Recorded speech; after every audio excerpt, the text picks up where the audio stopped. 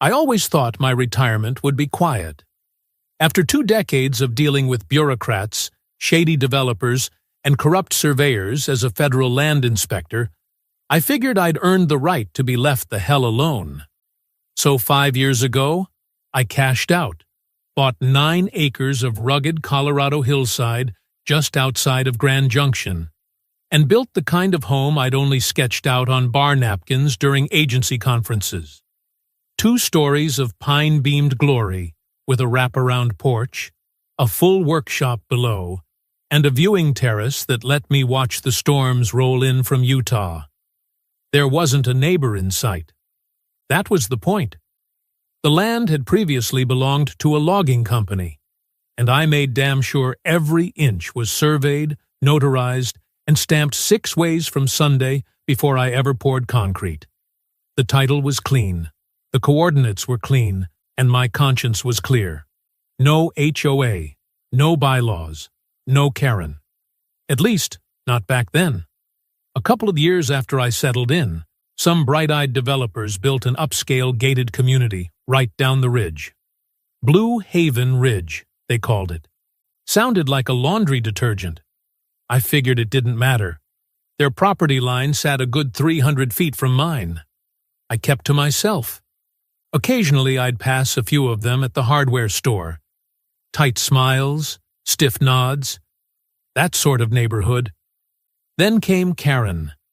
Karen Hasslinger rolled in about 10 months ago with a platinum SUV, matching dog, and a real estate business that, from what I could tell, thrived on selling exclusivity and suburban conformity. Her house, a bloated Mediterranean-style thing with faux columns and solar panels she never bothered to activate, was built right up against the border of my lot. If it were any closer, I'd have to charge her rent for the shade. She introduced herself with a typed letter, delivered in a gold-embossed envelope, asking me to repaint my non-compliant garage door to match neighborhood tones. That was the first clue. I ignored it. Then came the one about my fence height, violating Visual Uniformity Code 4.3. Cute. I didn't respond. After all, I wasn't a member of their HOA. Never had been. Never would be. Didn't stop her from trying. Over the next few months, the letters kept coming. Sometimes they were printed on HOA letterhead. Sometimes they were just hand-signed by Karen with little hearts over the I. There were complaints about the slope of my gravel driveway, the visibility of my tool shed from certain rear windows, and, my personal favorite, the fact that I sometimes left my porch lights on overnight, creating what she referred to as aesthetically jarring nocturnal pollution. My response was consistent. I tossed them all in the fireplace, but the pressure started to mount. I'd notice other Blue Haven folks glancing toward my land like I was some kind of wild coyote squatting on the edge of paradise. One family even installed an extra-tall privacy hedge that blocked out a full quarter of their western view, just so they wouldn't have to look at my unfinished cabin, which, by the way, was architecturally registered and locally celebrated by the Regional Builders Guild. Not that that mattered to Karen. I got the distinct sense that she wasn't just irritated, she was planning something. The letters started referencing community cohesion, property value preservation, and voluntary compliance opportunities. Bureaucratic gobbledygook, but I'd heard it all before, usually right before someone got sued. Then, one brisk Tuesday morning in October, I caught her standing on my side of the boundary line, holding what looked like a clipboard and pointing her phone at my solar panels. She didn't even flinch when I stepped outside and said, "You're trespassing." "Oh, I'm just gathering information," she chirped, like she was filing a birdwatching log. "For what, exactly?" I asked. She smiled. "Let's just say it's time we settled some things." That was the moment I realized this wasn't just passive-aggressive posturing anymore. Karen was gearing up for a move, and I had a bad feeling she was about to make it official. A week later, the war began. I was working on my lathe in the workshop, turning a piece of juniper for a custom table leg, when I heard the crunch of tires on gravel outside. I wasn't expecting anyone. I wiped my hands, stepped out into the sunlight, and there she was. Karen, in a navy blue pantsuit, standing at the edge of my porch with a smug little smile and a man by her side. He looked barely 30, in a cheap suit, 2 sizes too big, gripping a faux leather briefcase like he'd stolen it from a paralegal supply closet. "Thomas Edgrington," he asked, unfolding a file folder. "You've been served." He handed me a packet. At first, I thought it was some local permit nonsense. But no, this was a formal notice from Blue Haven Ridge HOA's legal counsel. Inside was a cover letter, a violation summary, and a map. A hand-drawn map, no less. One that looked like it had been copied from Google Earth, and then mutilated in Microsoft Paint by someone with a shaky mouse hand. According to this creative document, my house, specifically the northwest corner of my garage and part of the workshop roof, now protruded approximately 24 feet into land legally owned by the Blue Haven Ridge Homeowners Association. That's how they worded it, protruded. Like my house had oozed across the line like a particularly rude glacier. The letter demanded I cease unauthorized occupation, restore encroached land to community standard, and, this was the kicker, submit a proposal for voluntary transfer of improvements to the association or face escalated legal action. I stared at the page, then at Karen, then at the clipboard guy, who was already backing away like I might pull a shotgun from under my flannel. Karen stayed put, arms folded. "Your structure is in violation of our boundaries," she said, sweet as cyanide. "We're giving you an opportunity to resolve this amicably." "You think I built a house on someone else's land?" I asked. "Not someone else's," she corrected. "The community's." I nodded slowly. "And you did your due diligence before accusing me of theft?" "We conducted a thorough internal review," she said, and handed me a color printout. It was a copy of the same mangled satellite image with red lines scribbled across it. Our landscape committee determined the incursion using updated visual estimation. I let out a breath and took a step forward. "You've got 20 seconds to get off my property before I call the sheriff." Her expression didn't flicker. "We'll be following up shortly." "You just did," I said. "Now walk." They left, but not before she turned and said, loud enough for the neighbor's Ring camera to pick up, "You'll regret making this difficult." That was the moment I knew I wasn't dealing with an entitled HOA president anymore. I was dealing with a suburban warlord. I marched back inside and pulled the old filing cabinet from my utility room. Top drawer, third folder from the left. The original land survey, notarized and time-stamped. I had GPS coordinates, elevation profiles, certified parcel boundaries, and satellite overlays from 2 different agencies. Every square inch of my land had been mapped, registered, and burned into county records 3 years before Blue Haven Ridge even existed. I spent the next hour photographing every document and uploading it to cloud storage. Then I called the Mesa County Land Services Department. I explained what happened. The clerk transferred me to a district engineer. I told him I needed a site inspection, urgently, and explained why. The man chuckled. "Oh, Karen's trying to annex property again?" "Again?" I asked. There was a pause. "Never mind," he said. "We'll send someone out." I didn't wait.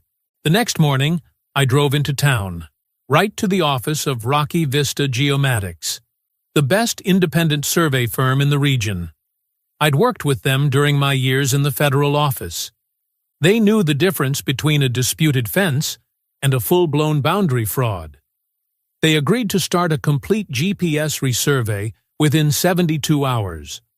I prepaid on the spot and asked for a priority report. I also requested a drone-based LiDAR sweep. If Karen wanted to play land games, I was going to drag her into a dimension of cartographic pain she wasn't remotely prepared for. By the time I got back home that evening, she'd left another letter wedged under my workshop door. This one was typed, single-spaced, and littered with phrases like good faith, amicable resolution, and avoidance of costly litigation. It ended with a highlighted sentence. This offer remains open for 48 hours. I didn't reply. Instead, I spent the night pulling aerial images from public databases, overlaying them with my original survey markers, and preparing a digital war chest. If she thought she could erase property lines with Photoshop and bad intentions, she was about to learn the difference between HOA fantasy and land law reality. The survey crew arrived 2 days later, just after sunrise, in 2 white trucks with Rocky Vista Geomatics logos stenciled on the doors. 3 guys climbed out in heavy boots and windbreakers, dragging laser tripods and GPS receivers the size of lunchboxes. I greeted them with fresh coffee and a folder of the original documents, which they barely glanced at. Professionals, real pros, prefer their own readings. Fine by me. They set up along the southern edge first, working their way up the slope that bordered the HOA's property.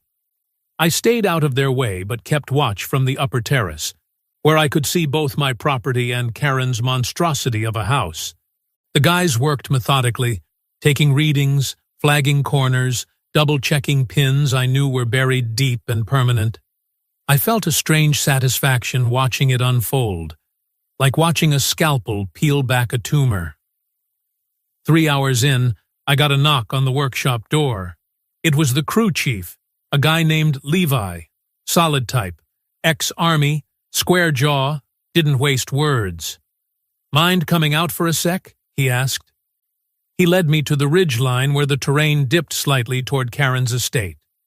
There, partially obscured by decorative shrubs and a fence line someone had creatively interpreted, was a bright orange pin, still flush with the ground.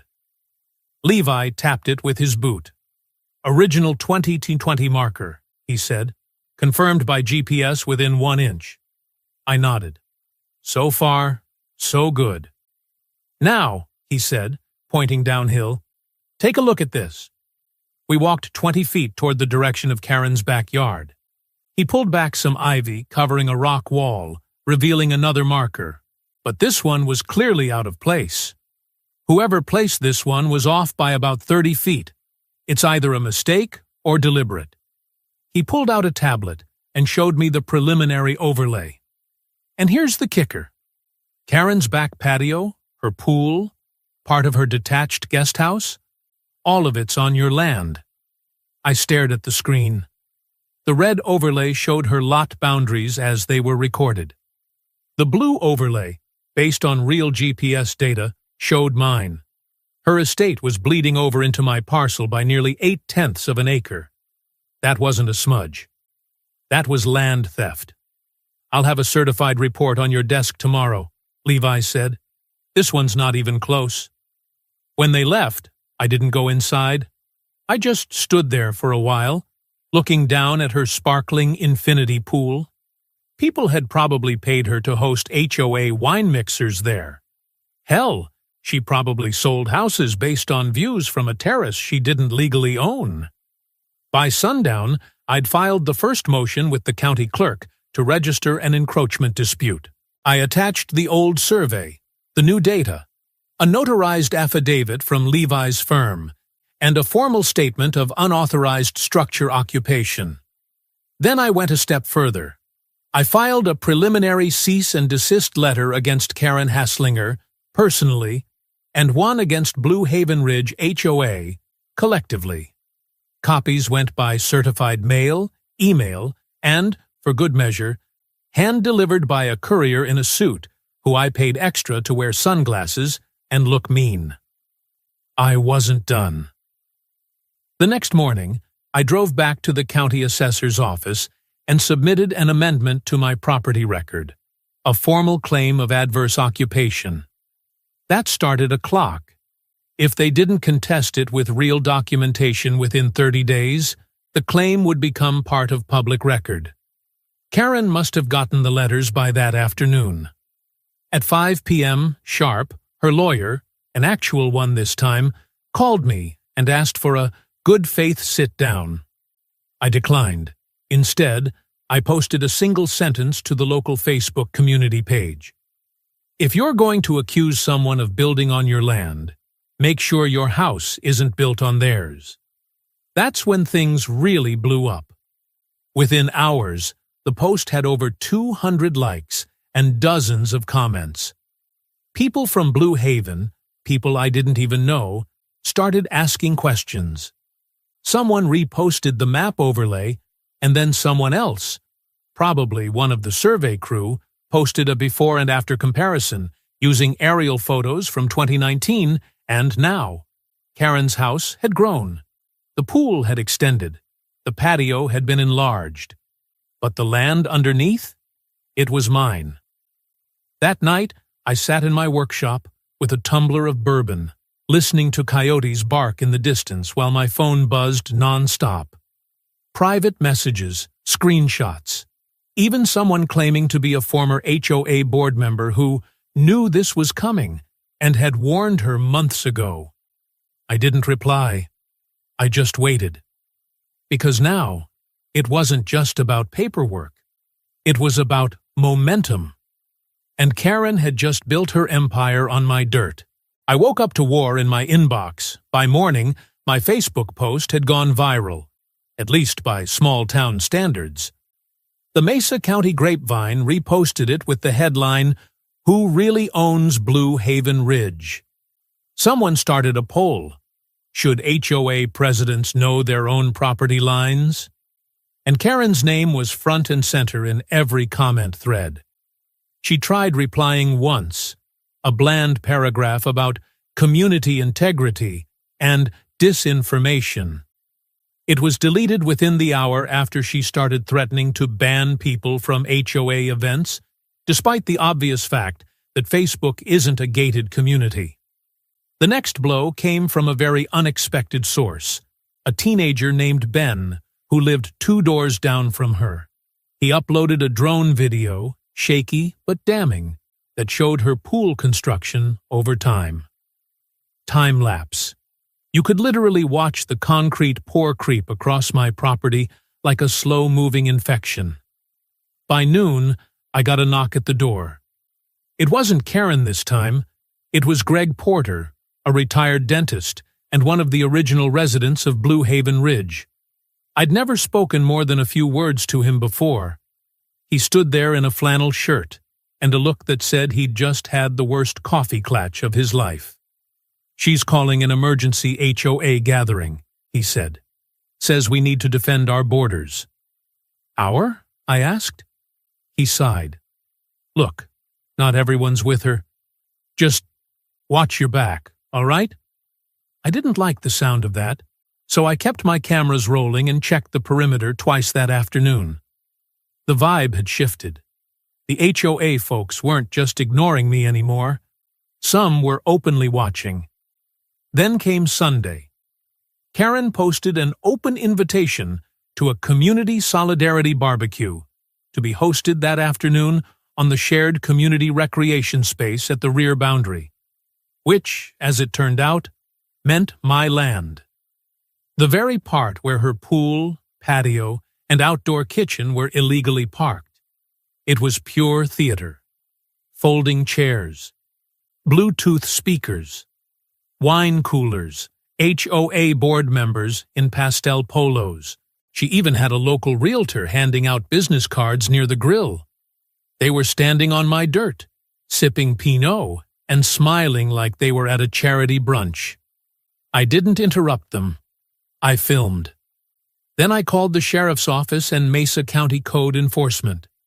I didn't scream or threaten. I just calmly said, There's an unauthorized gathering on private land that's subject to an active property dispute. There are children present near an unpermitted pool.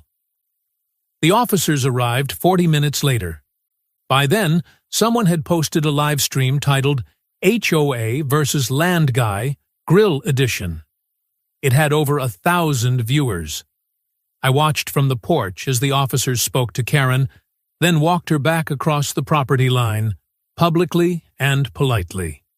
They cited county records, GPS coordinates, and finally issued a formal warning of trespass. A couple of guests packed up early. Others followed. One of them muttered, "I told her this was a bad idea." The live stream ended with Karen scowling into the camera, muttering about retaliation and fake maps. That night, I took it a step further. I sat down and wrote a formal request to the Mesa County Planning and Zoning Department, asking for a comprehensive review of all structures, permits, and land use activities within the Blue Haven Ridge HOA jurisdiction. I worded it carefully. Not accusatory, just deeply concerned. In light of the recent revelations about boundary mismanagement and undocumented construction, I believe it's in the county's interest to ensure no further inconsistencies exist across the HOA's collective holdings. It was a simple, legal, beautifully bureaucratic grenade. By the following Thursday, the department issued a public announcement. Random inspections would be conducted across all HOA parcels, focusing on permits, zoning adherence, and environmental compliance. The kind of thing that makes suburbanites sweat more than a letter from the IRS. That's when the HOA message boards, which someone kindly forwarded to me, exploded. People realized Karen hadn't just stepped in it. She'd dragged the whole neighborhood into a regulatory nightmare. Rumors flew. Someone claimed their deck hadn't been properly registered. Another whispered that Karen had helped expedite approvals for friends in exchange for campaign donations. Campaign donations? Yep. Turned out Karen was planning to run for County Land Advisory Council. Because of course she was. And just like that, the barbecue became her Waterloo. The shared community space had become a legal minefield, and Karen had marched the HOA across it in flip-flops with a grill spatula. And I sat on my porch, sipped iced tea, and watched the fireworks go off. No matches required. The courthouse was packed. Not the way you see it in movies, with gasps from the gallery and dramatic finger-pointing, but the modern equivalent. Journalists in cheap suits, HOA members crammed into the back row, whispering behind sunglasses, a couple of bored interns from the zoning office, and at least 2 guys live tweeting the whole thing like it was the Super Bowl. I wore jeans, a blazer, and the expression of a man who had all the receipts and no interest in a settlement. Karen walked in like she was auditioning for a reality show. Perfectly pressed white blazer, hair sprayed to aerodynamic rigidity, and an expression that said, "This is beneath me." Her lawyer looked like a man already calculating how to salvage his career after this was over. The judge, Honorable Beatrice Lund, was sharp, no-nonsense, and not particularly fond of dramatic delays. She opened with a dry summary of the matter. Plaintiff alleges illegal occupation of land by defendant. Defendant counterclaims structural encroachment by plaintiff. Evidence includes official surveys, drone footage, correspondence, and local code violations. Court will now review. Karen's lawyer went first.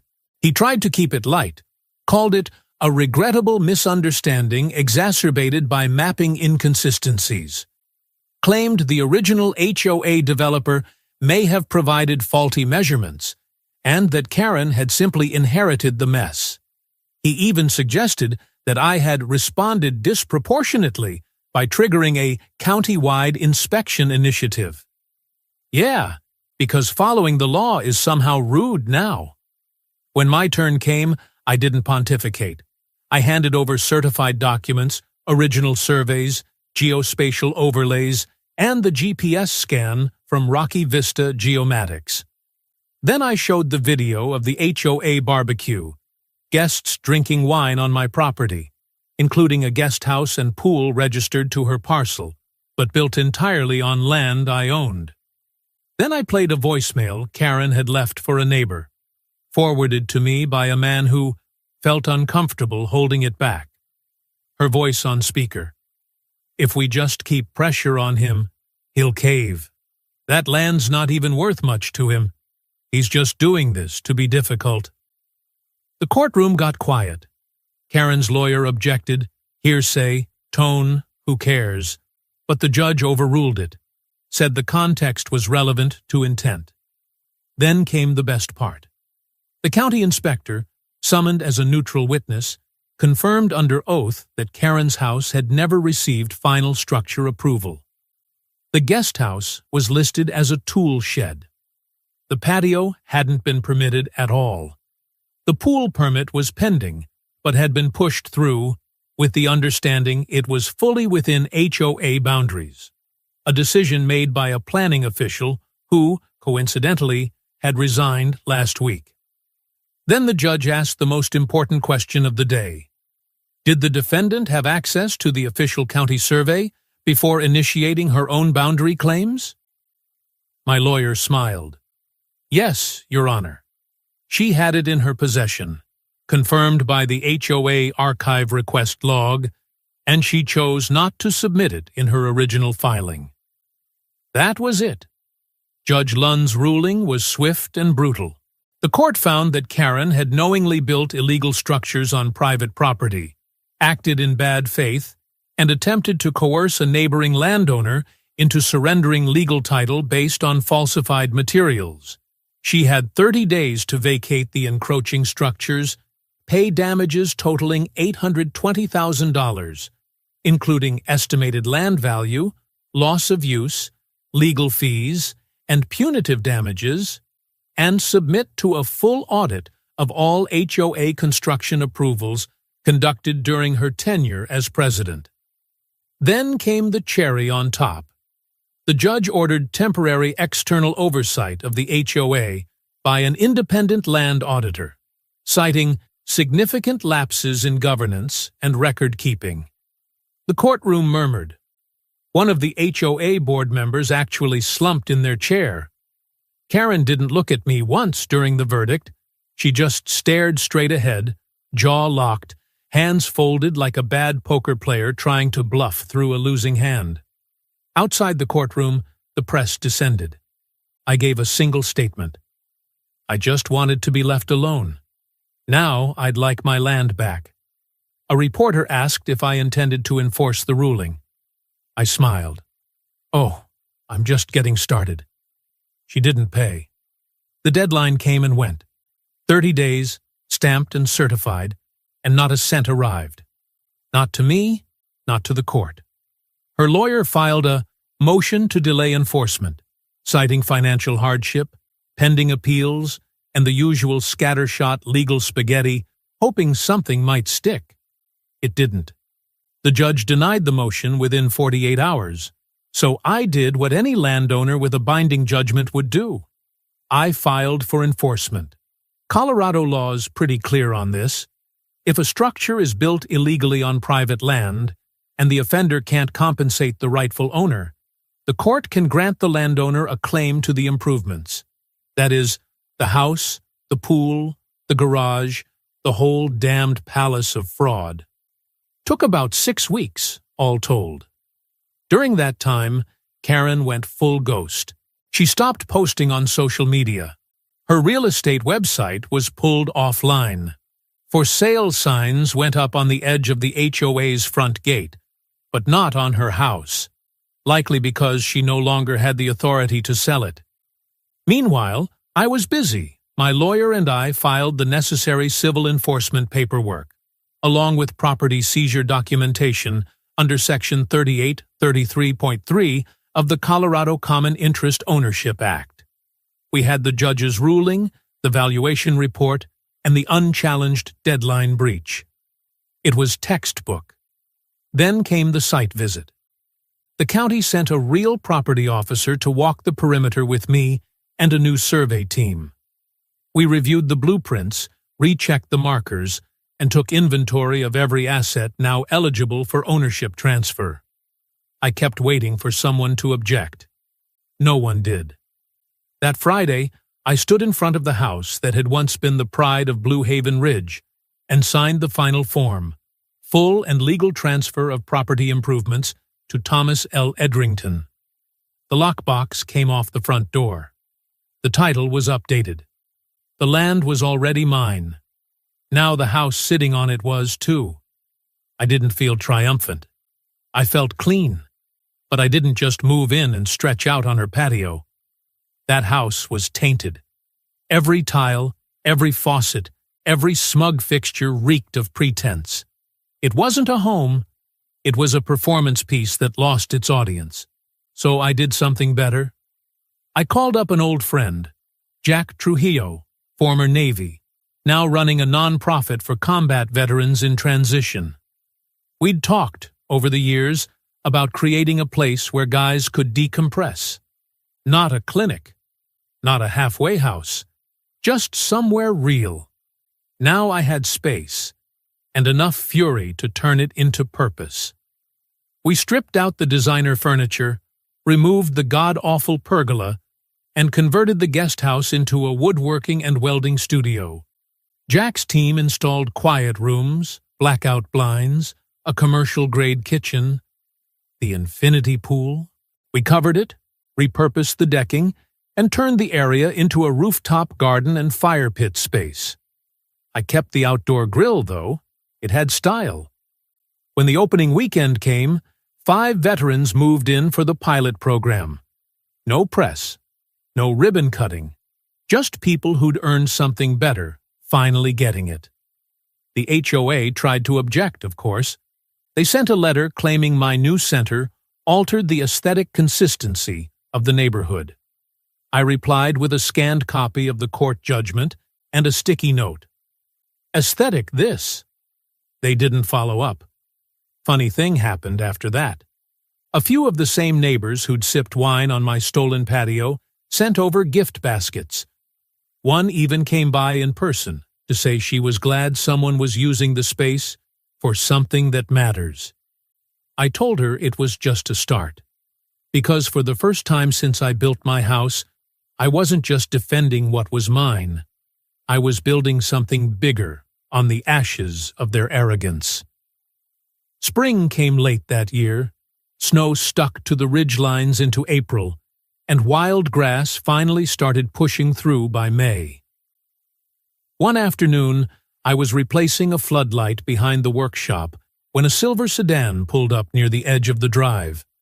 Out stepped Karen, thinner, dressed down, sunglasses too big for her face. She stood by the gate, didn't approach. I didn't wave. She didn't either. She looked at her old house, my house now, and then turned back to her car and drove off without a word. I figured that was her goodbye, or maybe her defeat. 2 weeks later, I installed a new sign right along the property line, big enough to read from the HOA's rear trail path, but tasteful. No neon, carved oak. Private property. If you think it's yours, bring a map, a real one. That weekend, some of the Blue Haven folks came by. No wine, no clipboards, just neighbors, finally. One brought pie, another offered to mow part of the West Hill since I'd done enough shoveling. As for Karen, word got around she lost her real estate license. The state board reviewed her conduct after the court case and pulled it quietly. No press, no scandal, just erasure. HOA leadership changed. Mandatory audits stuck around. The place got quieter. Better. And me? I finally got to sit on that upper terrace again with a cup of black coffee and the kind of peace I'd built this house for, only now I had 2.